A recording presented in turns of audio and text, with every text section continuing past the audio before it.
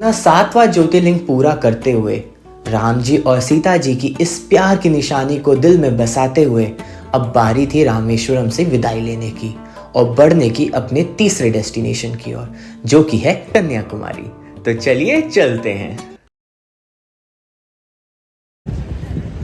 और हम लोग फाइनली आ चुके हैं इंडिया का जो लास्ट स्टेशन है वहाँ पे, मतलब मेनलैंड का। पता नहीं अंडमान निकोबार में ट्रेन है कि नहीं है, फिर भी अब इसके आगे ट्रेन नहीं जाती है।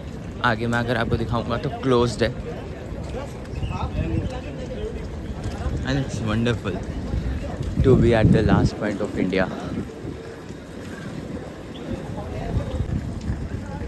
अब चलिए, अब हम चलेंगे यहाँ पे रिटायरिंग रूम ढूंढने के लिए, है कि नहीं है। अगर है तो द बेस्ट, नहीं है तो मैंने एक ऑलरेडी होटल बैकअप में देखा हुआ है। क्या? बेडशीट की।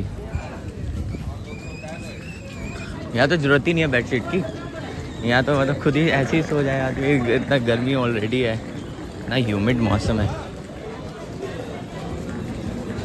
और ये है हमारे जो रेलवे लाइन है पूरे इंडिया की, वहाँ की आखिरी कड़ी।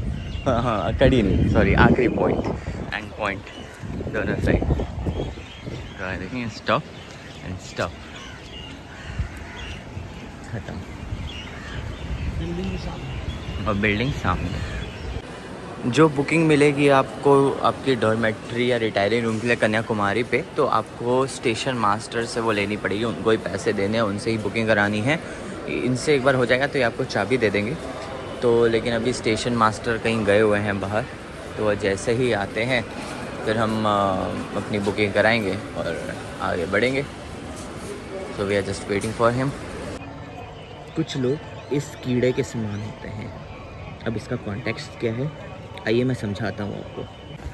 तो अभी हम लोग पहुँचे थे कन्याकुमारी रेलवे स्टेशन, और यहाँ पे ना लेना था dormitory, AC dormitory, non AC dormitory, या AC room, non AC room, जो मिल जाए कुछ भी ले लेते हैं हम, ठीक है। क्योंकि हमें सिर्फ इतना चाहिए था कि हम नहा सकें, वॉशरूम जा सकें, और सामान ऐसे भी हमें क्लोक रूम में रख के जाना था। यहीं पे है स्टेशन पे क्लोक रूम है, तो वहाँ क्लोक रूम में सामान रखकर हम निकल जाते अपना घूमने फिरने के लिए। फिर हुआ कुछ ऐसी चीज़ जिससे मेरा एकदम हो गया दिमाग ख़त्म। हुआ क्या है कि मैं गया, पहले मैंने पता किया, डॉर्मेट्री वगैरह देख के आया। फिर मैंने पता किया कि डॉर्मेट्री बुक कैसे होगी, तो मुझे पता चला स्टेशन मास्टर आते हैं तब जाके बुक होती है। तो मैं वहाँ खड़ा था स्टेशन मास्टर के रूम के बाहर। स्टेशन मास्टर कहीं बाहर गई हुई थी, कोई ट्रेन आई होगी तो उसके लिए कुछ करने के लिए वो गई थी, लेडीज़ थी। और तभी एक आदमी आया, मतलब काफ़ी देर बाद आया, मेरे 10 मिनट बाद आया, और उसने मुझसे पूछा कि स्टेशन मास्टर अभी कहीं बाहर गई हुई हैं कि। मैंने कहा हाँ, अभी कहीं बाहर गई हुई हैं, अभी आएंगी थोड़ी देर बाद। तो उन्होंने कहा कि ठीक है, मतलब हम दोनों खड़े हुए थे। स्टेशन मास्टर जैसे ही भाई वो थोड़ा सा मतलब आगे बढ़ के अंदर घुसे रूम के अंदर, तो मैंने जाने दिया। मैं कहा यार ठीक है, नहीं की करना यार। तो वो अंदर जाके उन्होंने बोला एसी रूम, तो उन्होंने कहा ठीक है, एक अवेलेबल है, ले लो। अब एक ही अवेलेबल रूम था, ये कैच थी। अब सिंस उन्होंने पहले बोला तो रूम उनका हो गया, लेकिन बाय रूल तो मेरा होना चाहिए था, क्योंकि मैं पहले आया था और मैं बहुत देर पहले आया था। फिर मैंने उनको बोला कि सर मैं पहले आया हूँ, तो वो मेरे को बताने लगे मैं बहुत पहले आ गया था, मैं तो गया हुआ था उधर घूमने। मैं कहा सर उल्लू मत बनाओ, ठीक है। मतलब वो करके एकदम इडियट हो गया। मतलब मैं भी यार अपने गुस्से में जो बोल सका बोल दिया मैंने भी, ठीक है। मैंने कम से कम उसका मूड तो ख़राब कर ही दिया, अपना तो मेरा तो था ही था। तो मैं कहा कि मैं अपना अकेले का क्यों रखूँ, उसका भी कर देता हूँ। तो मैं उसको फिर कई चीज़ें मैंने उसको बोली। मैं कहा कि सर ऊपर वाला देख रहा है, अपना पहले आए थे, मैं कहानी तो मत ही बनाओ, ऊपर वाला सब देख रहा है। मैं कहा कि I just wish you have the worst trip ahead. तो भाई वो गुस्सा हो गया, वो स्टेशन मास्टर से कंप्लेन कर रहा है मेरी, ठीक है, कि स्टेशन देख रहे हो मैम, देख रहे हो मैम। अरे मैं कह रहे तुम्हारी मम्मी है क्या, वो देख रहे हो मैम। मतलब यार he must be around like 35-40 and इतना इडियट। मतलब यार I don't understand what kind of people are these यार। मतलब पहली बात तो एक तो मतलब इतने शेल्फिश, ठीक है। फिर उसके बाद इडियोटिक भी, उसके बाद ऐसे बचपने वाली हरकतें यार कि मतलब मैं उसको मेरे ख्याल से ना, मतलब वो कहता मैम मार लगा दो इसकी, मैम मार दो इसको मैम। मैं थोड़ी देर में यही बोलता वो। तो बस कई लोग उसी जोक की तरह होते हैं, कीड़े टाइप से। और ठीक है, आप लोग कह रहे होंगे मैं ऐसा बुरा भला ना कहूँ, भाई मेरी ट्रिप ख़राब हो रही है, ठीक है ना, उससे मेरे पेरेंट्स की ट्रिप ख़राब हो रही है। मेरी ख़राब रहती है ना, मैं लिटरली मेरे को कोई फ़र्क नहीं पड़ता, मेरे सामने से राजा, मैं कहा ठीक है ले जाओ, मैं तो यहाँ बेंच पे सो जाऊँगा, मेरे को क्या फ़र्क पड़ता है यार। बट मेरे पेरेंट्स की ट्रिप ख़राब हुई ना, अब उनको मैं एक मतलब फैसिलिटी अगर प्रोवाइड कर सकता था, वो उसकी वजह से नहीं हुई है, तो मेरा गुस्सा होना जायज़ है। नहीं भी होगा कोई नहीं, अब तो हो गया। तो एनीवेज चलेंगे आगे। क्लोक रूम में सामान वगैरह रख के, यहाँ पे ना पे एंड यूज़ टॉयलेट है, अच्छा टॉयलेट है, अच्छा वो है। तो हमें सिर्फ नहाने के लिए जगह चाहिए थी यार, नहा के ना हम पूरे दिन घूमने वाले, हमें स्टे चाहिए नहीं था। अगर हम ये लेते भी ना तो हम सिर्फ अभी जाते, बैग रखते, नहाते धोते और चल निकल जाते घूमने के लिए। तो जस्ट ठीक है, अभी पापा मम्मी दोनों नहाने गए हैं, मैं वेट कर रहा हूँ, वो लोग जब आएंगे तब मैं नहाने जाऊँगा, फिर हम लोग क्लोक रूम में सामान रख के निकलेंगे अपने आज के कन्याकुमारी ट्रिप। चलिए मिलते हैं। नमस्कार दोस्तों, तो आज आपका स्वागत है कन्याकुमारी में। और मैं इतना पता है, मतलब वैसे एक्सपीरियंस के बाद इतना एनर्जेटिक क्यों फील कर रहा हूँ, क्योंकि हवा बहुत अच्छी चल रही है, बहुत एकदम ठंडी ठंडी हवा चल रही है। मज़ा आ गया एंटर करते ही, मतलब जैसे हम लोग स्टेशन से बाहर निकले एकदम हवा का झोंका है। और बस किसी भी कल की थकान थी जो कि नहीं थी, मतलब बोलने के लिए वैसे अच्छा लगेगा कि जितनी भी थकान थी सब एक ही बार में उतर गई, तो बहुत बढ़िया रहा। अभी हम लोग जा रहे हैं फेरी पॉइंट, विवेकानंद जी का जो मेमोरियल बना हुआ है वो बीच आइलैंड पे है, वहाँ पे आप फेरी से जाते हैं। तो वो फेरी 7:45 पे स्टार्ट होती है। तो अभी हम ऑटो लेके वहाँ फेरी पॉइंट तक जाएंगे। ये ऑटो 20 रुपीज़ पर पर्सन है, तो सही है। और यहाँ से ना 1.1 किलोमीटर्स है, तो यार मतलब ठीक है, 1.1 किलोमीटर्स पहले जाना है, मतलब पहले भी जाया जा सकता है टहल के टूर के। अकेले रहता तो मैं निकल जाता भाई, चलो कोई नहीं।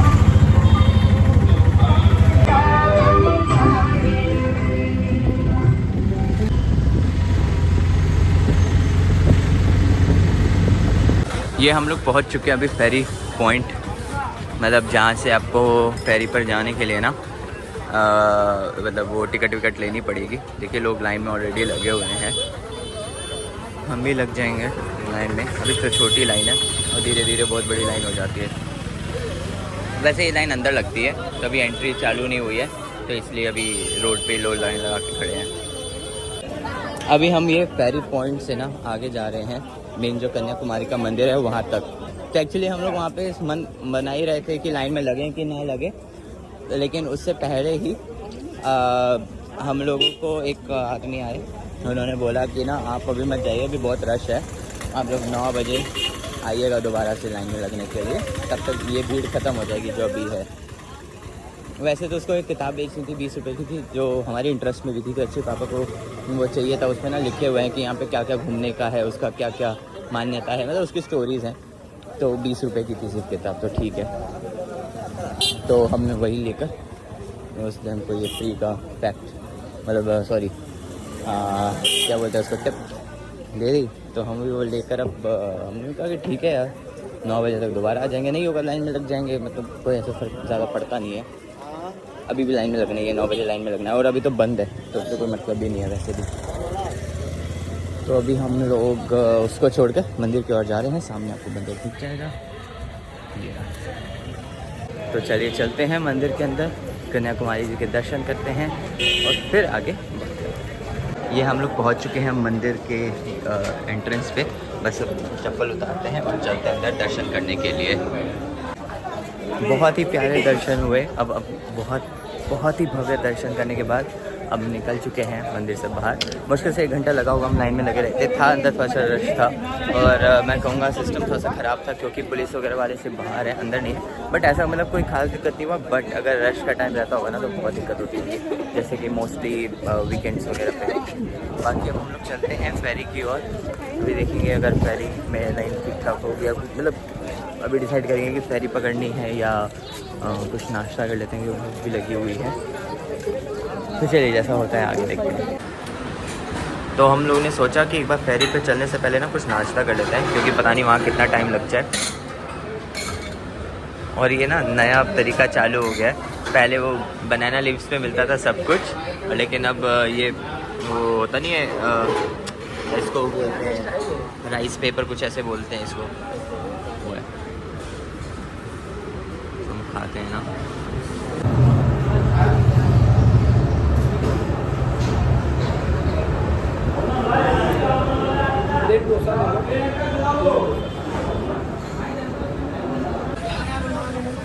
नाश्ता करने के बाद, बढ़िया नाश्ता करने के बाद, और यह सर्विस बहुत अच्छी थी उनकी, तो मुझे तो बड़ी पसंद आई। तो अच्छा नाश्ता, अच्छे एक्सपीरियंस के साथ हम लोग आ चुके हैं फेरी की लाइन में। ये है फेरी की जो लाइन है, 75 रुपीज़ नॉर्मल टिकट है, टू एंड फ्रो का, और स्पेशल भी है, 300 रुपीज़ स्पेशल है। इसमें आपको वेटिंग कुछ भी नहीं होगा, डायरेक्ट जाओ और मतलब डायरेक्ट आप जाके बोट में बैठ जाओ। आज नॉर्मल डे है तो ये भीड़ है, ये अगर वीकेंड रहता ना तो इस टाइम तक ये सारी लाइनें भरी होती घुमा घुमा के, और बाहर तक भीड़ रहती है उसकी। आप लोगों ने और वीडियोस में भी देखा होगा, बहुत ज़्यादा रश होता है। किसी भी फेरी वाले पे चले जाइए आप, हर जगह आपको इतना रश मिलेगा, मतलब मिनिमम इतना तो मिलेगा आपको। ये हम लोग मतलब काफ़ी लाइन पार करके आ गए ऑलरेडी, बस ये मेन लाइन है। इसके बाद ये स्पेशल एंट्री काउंटर है, एक नॉर्मल काउंटर, वो अच्छा वो टिकट काउंटर।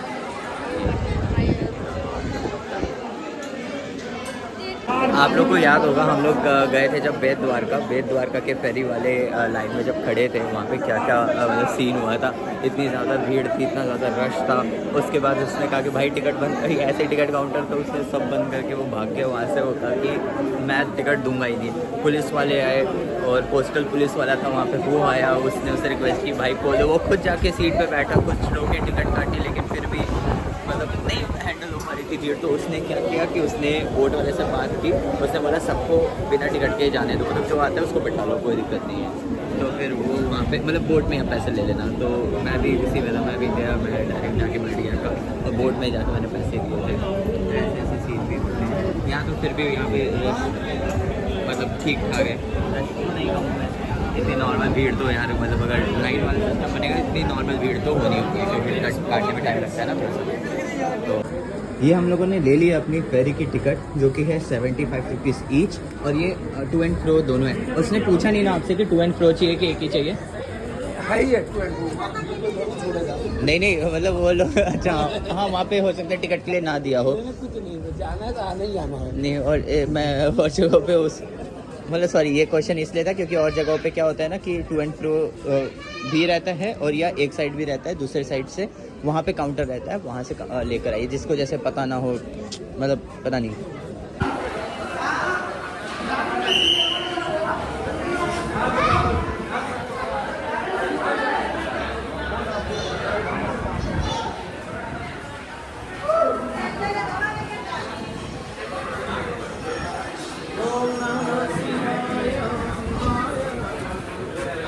वाह,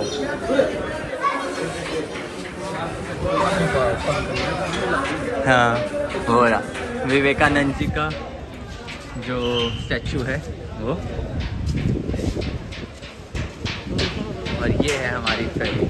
यहाँ की फेरी बहुत अच्छी है। अभी तक मैं इससे पहले सस्ती फेरीज पे बैठा हूँ, बट समथिंग गुड।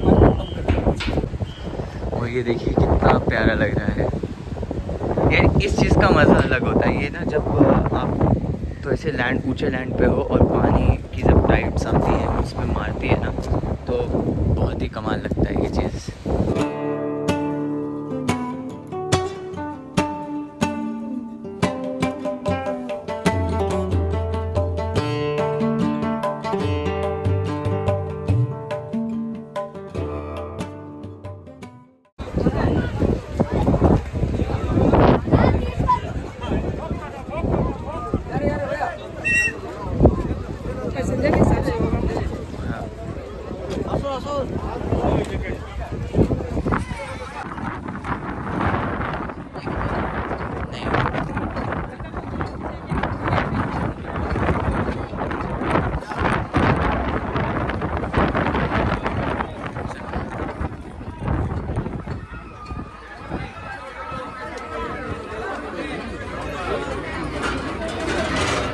इधर ही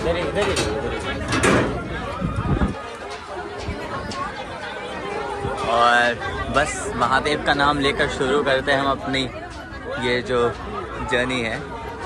फोटोग्राफी प्रोहिबिटेड है ना, वीडियोग्राफी नहीं। तो चलिए बस अब चालू होगा।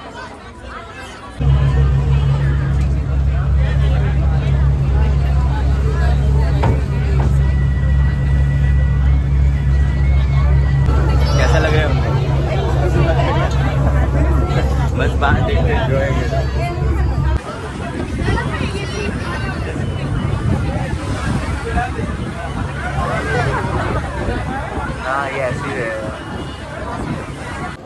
हम लोग पहुंच चुके हैं अब विवेकानंद रॉक मेमोरियल। तो सामने जो है वो विवेकानंद जी का स्टैचू है, लेकिन ये वाला जो है विवेकानंद रॉक मेमोरियल है। तो अभी यहाँ पे टिकट है इस दर्शन के 30 रुपीज़ का एक टिकट है एक पर्सन का। तो ये ले लेते हैं। और इसमें लिखा हुआ है कि भाई स्पेशल एंट्री का भी जो टिकट है ना बोर्ड में, वो यहाँ पे वैलिड नहीं है, आपको अलग से टिकट लेना पड़ेगा। तो मतलब यहाँ पे आगे लड़ी झगड़ी मत की भाई, मैंने तो स्पेशल दर्शन का टिकट लिया था। ये है यहाँ का टिकट 30 रुपये का पर बंदा, 15 रुपये 3 लोग हैं।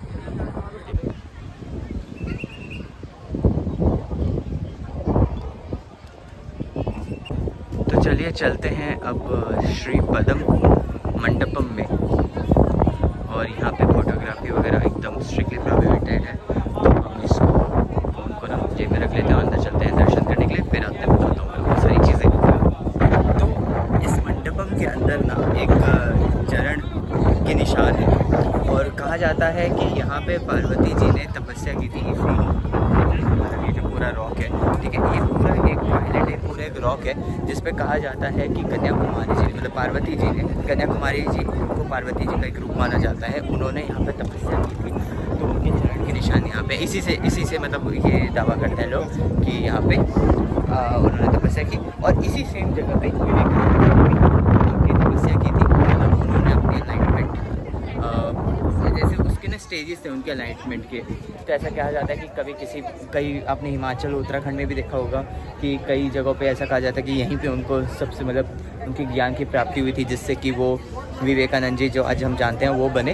तो ऐसी ये भी एक रॉक मेमोरियल है जहाँ पे ये भी एक रॉक है जहाँ पे उन्होंने मतलब बैठ के तपस्या की। अब इस तपस्या वाली जगह को 1970 में एक मतलब विवेकानंद जी को रिस्पेक्ट देने के लिए ये एक यहाँ पे एक स्मारक बनाया गया था। और अभी कुछ साल पहले ही इसका फिर से इनॉग्रेशन करके जो मोदी जी ने इसको और अच्छा बना दिया गया है। तो मेरे पीछे अगर देखेंगे तो आपको एक मेडिटेशन हॉल दिखेगा विवेकानंद जी का। बाकी ये चारों तरफ से समुद्र से घिरा हुआ है, तो ये तो वैसे भी मेडिटेट करने के लिए बहुत अच्छी जगह है।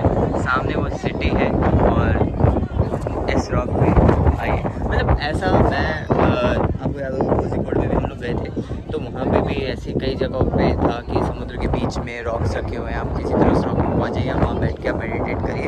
उससे अच्छी जगह मेडिटेशन करने को नहीं सकती है। और चलिए अब अंदर चलते हैं और फिर मैं आपको बताता हूँ मैंने वहाँ क्या देखा है।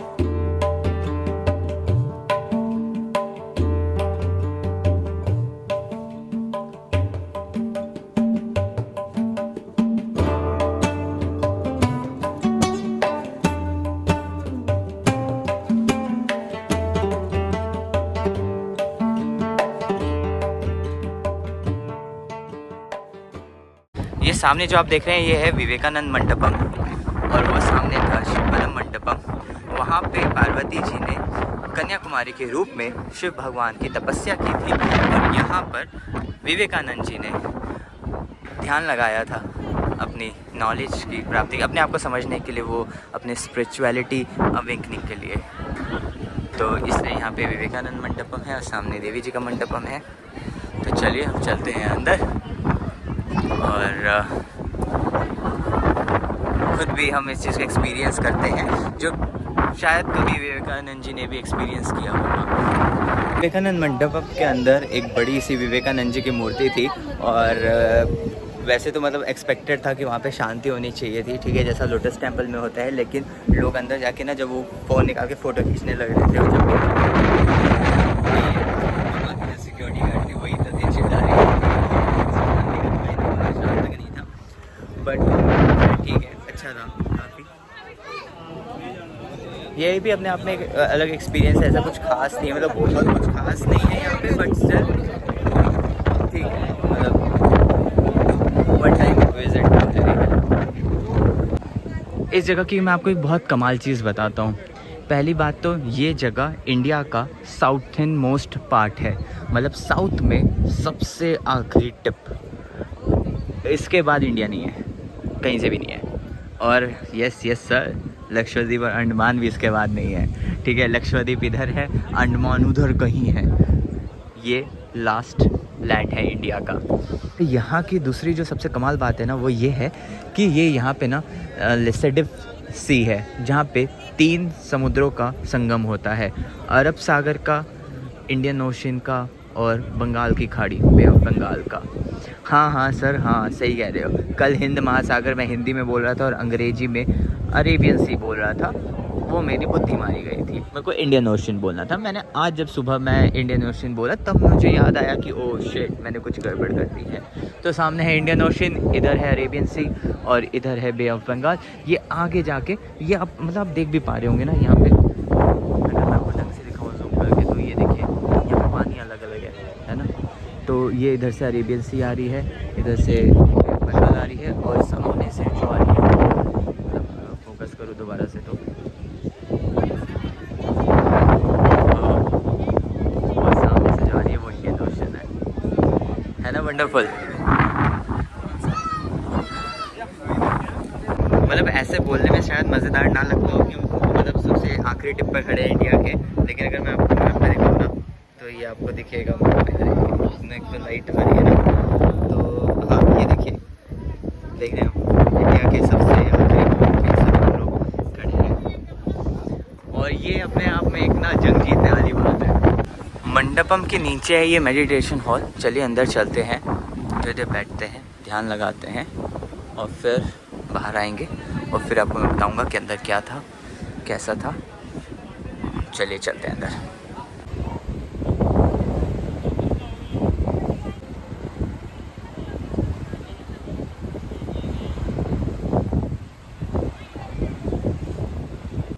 तो चलिए अब वक्त आ गया यहाँ से निकलने का। वापस जाएंगे नीचे, फेरी के लिए लाइन लगाएंगे और फेरी में बैठ के मेनलैंड पे जाएंगे और फिर अपना कन्याकुमारी का जो मतलब एरिया है वो एक्सप्लोर करेंगे। ये वो है ना, और ये देखिए ये पानी इकट्ठा करने के लिए, पीने वीने के लिए, जो भी है बारिश का पानी होगा। ये बारिश होती नहीं इधर।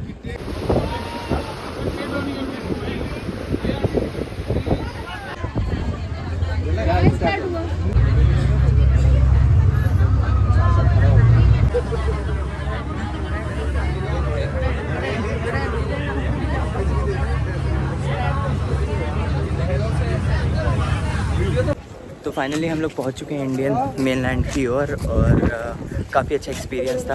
अगर आप लोग यहाँ आए तो ये ज़रूर एक्सपीरियंस करिएगा, बहुत अच्छा था।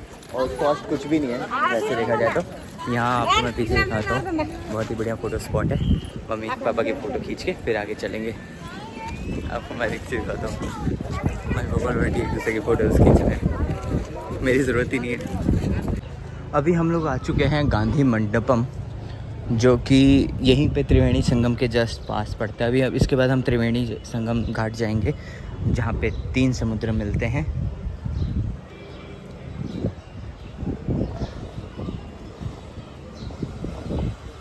चलते हैं, देखते हैं क्या है अंदर।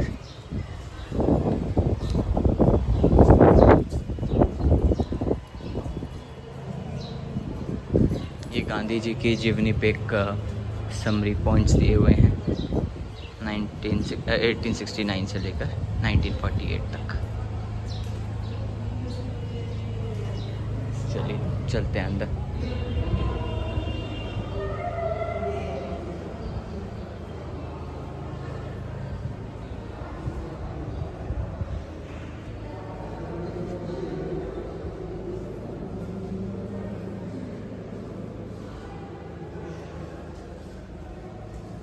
तो ये बस एक ऐसे ही गांधी जी को सम्मानित करने के लिए एक स्मारक बनाया गया है। It's nothing but just a kind of museum, photographic museum.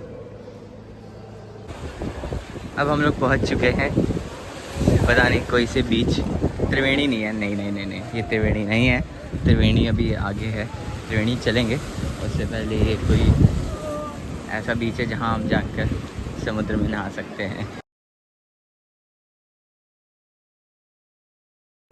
अभी हम लोग आकर बैठे हैं त्रिवेणी बीच पे। तो इसका नाम त्रिवेणी क्यों है, उसके पीछे रीज़न ये है कि उधर से बंगाल की खाड़ी, सामने से इंडियन ओशन और इधर से अरेबियन सी आकर यहाँ पर मिलती हैं।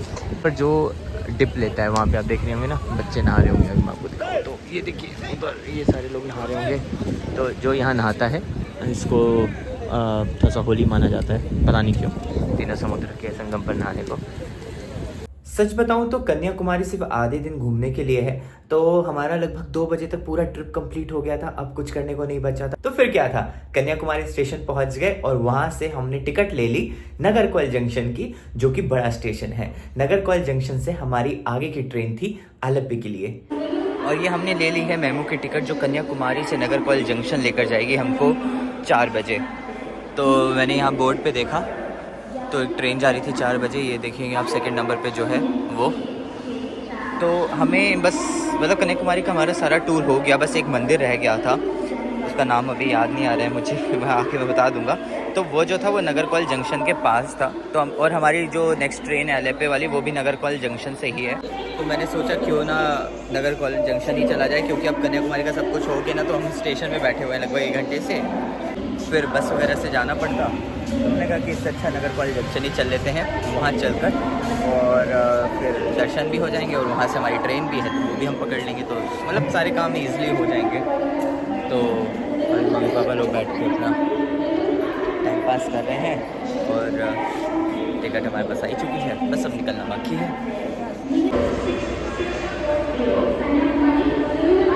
Kanyakumari Kollam unreserved express special தடம் 3 இருந்து प्लेटफॉर्म नंबर 3 से 16:20 पर रवाना हो।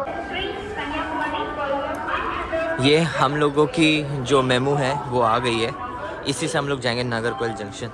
ये लेट है लगभग 32 मिनट के आसपास। पर 1 मिनट, मैं जा कहाँ रहा हूँ इस लोकल ट्रेन से? तो मैं जा रहा हूँ थानुमल्यन करके एक मंदिर है वहाँ पे। तो पहले हम लोग यहाँ से जाएंगे नागरकोइल जंक्शन, जैसा मैंने बताया वहीं से हमारी ट्रेन है शाम को, मतलब रात को, मतलब भोर में, कल सुबह 2 बजे आलप्पी के लिए, जहाँ पे हमारी हाउस बोट है। उसका कल हम देखेंगे क्या सीन है, कैसा रहने वाला है। अभी यहाँ से हम लोग नागरकोइल जंक्शन जाएंगे। नागरकोइल जंक्शन से हम लोग जाएंगे थानुमल्यन मंदिर, जो कि वहाँ से लगभग 4 किलोमीटर दूर है। वो हमारा लास्ट स्पॉट होगा कन्याकुमारी का। और फिर उसके बाद हम लोग वापस नागरकोइल आएंगे और रात में ट्रेन पकड़ के निकल जाएंगे आलप्पी के लिए। तो बस अभी ये चलेगी लोकल ट्रेन थोड़ी देर में, और इसके बाद जब पहुँचेंगे तब बात करेंगे।